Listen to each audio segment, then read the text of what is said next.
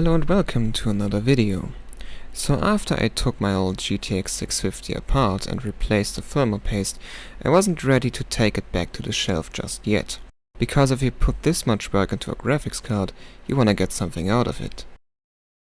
So before we get started, let's review the GTX 650 specifications to get a sense of what we're dealing with. The GeForce GTX 650 was released in September of 2012 and is part of Nvidia's 600 series of graphics cards and uses the GK107 GPU, which is based on the Kepler architecture. It has 384 shader units and 8 265MB GDDR5 modules, which result in a combined VRAM capacity of 2GB. Along with the power it receives from the PCI Express slot, the GTX 650 also needs an additional 6-pin power connector, which puts the card at a TDP of 64 watts, which is kinda weird because as far as I know the card could pull as much as 75 watts from the PCI Express slot alone, so I don't really know why the 6-pin connector is there.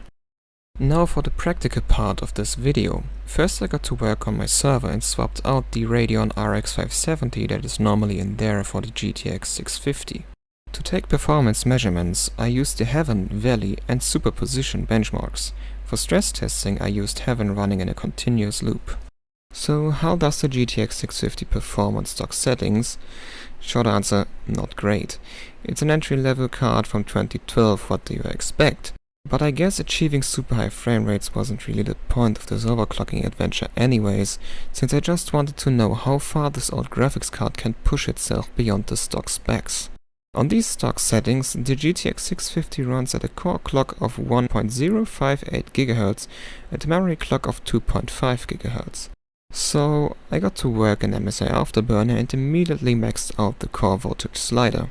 Ideally I would also want to max out the power target and temperature target sliders, but sadly on this card they were non-adjustable.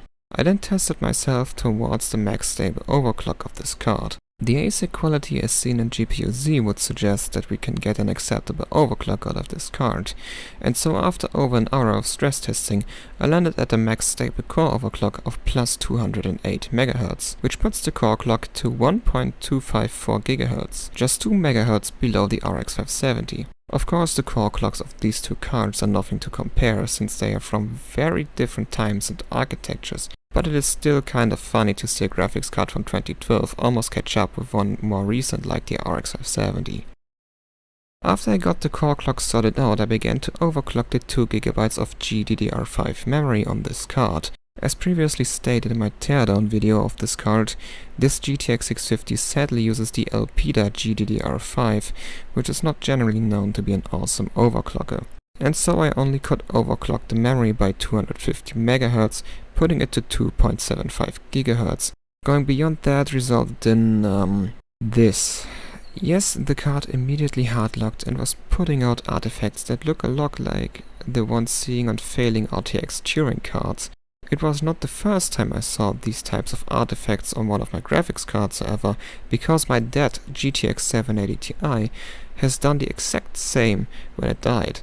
The GTX 650 survived however, and the thing I'm taking away from this is that I'm now 99% sure that my GTX 780 Ti is mostly still functional and just has a dead memory chip that spits out these artifacts whenever I'm hitting the memory with a 3D application.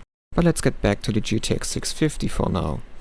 With the achieved overclocks of plus 208 on the core and plus 250 on the memory, I began to run the benchmarks a second time. And here are the results. The GTX 650 achieved noticeable better scores on all benchmarks. The card performed about 15.5 to 17.1% better than stock, which fits pretty good for the 18.5% bump in core clock and the 10% bump in memory clock it could achieve. In terms of temperatures, the card stayed around where it already was.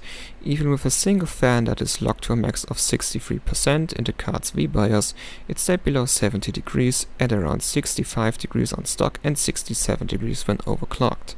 As a finishing sentence, I would say that the Palit GTX 650 2GB is maybe a good fit for an esports game like CSGO or any kind of MOBA games, but I think I can say that I had my fair share of fun playing with this card and trying to get all the extra clocks out of it.